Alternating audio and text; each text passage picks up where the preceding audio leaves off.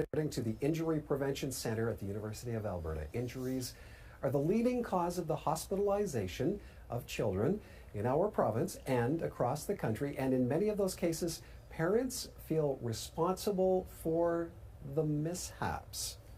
Wendy, bumps and bruises happen, but as parents, should we feel that guilty over the fact that those bumps and bruises happen? I would say 99% of the time, no, because they are going to happen. Kids are, whether they just be learning to walk and they're toddlers and they're a little bit clumsy, or as they're getting older and they're exploring things and they're climbing on things, those are all developmental, wonderful things to go through and what we all need to experience.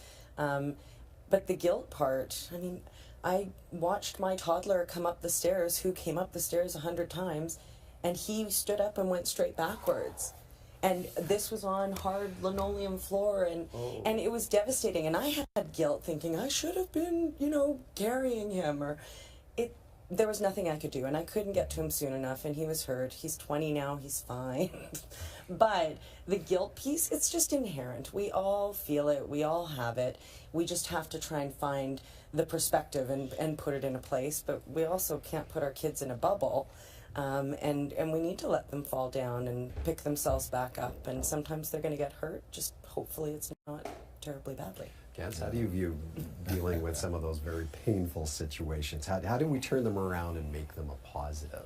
Well, it is hard because we like, that's kind of parenting 101 is protect your kids, right? But yeah, we can't carry that guilt, because what happens is the more of that kind of guilt we feel, the less available we are for our kids when they actually need us, because we're lost in ourselves.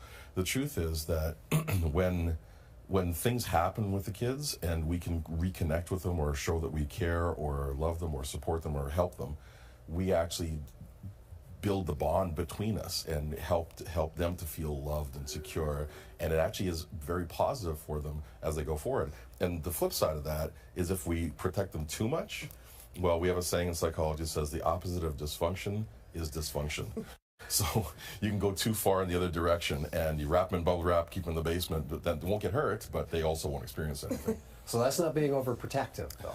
Well, wrapping them in keeping them in the basement, yes, it is. I think it might be.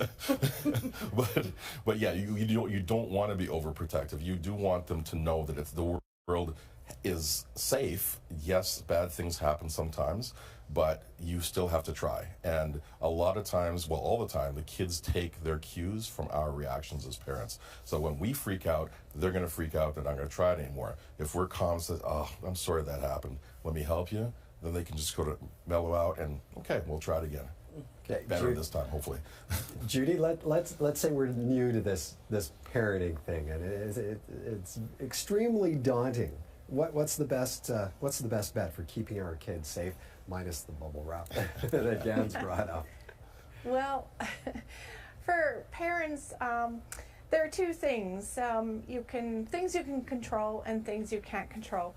So the things you can control is be informed. So Alberta Health Services has this great book called The Early Years, and it outlines all the 6 major injury things that can happen to kids. It's either falls, suffocation, choking, drowning, poisonings, and burns. And parents can learn to childproof and learn what to watch out for. Because if you're a new parent and you have a toddler, you don't know that toddlers like to play in toilets, and toddlers could drown in toilets. So be informed and childproof, and then things are going to happen, and just don't beat yourself up over it. Okay, what was that book again, Judy? It's called The Early Years Book. It's free for every parent with a child under age 6, and it's put out by Alberta Health Services. Covers all kinds of safety issues and other great parenting tips too. Is that fairly new? It's been out about 2 or 3 years. Oh, okay. Parent of twins here. They're turning 7. I didn't see that. You didn't see that before, yeah. Well, it's a good resource. That might have been helpful. Yeah. All right, time for a break.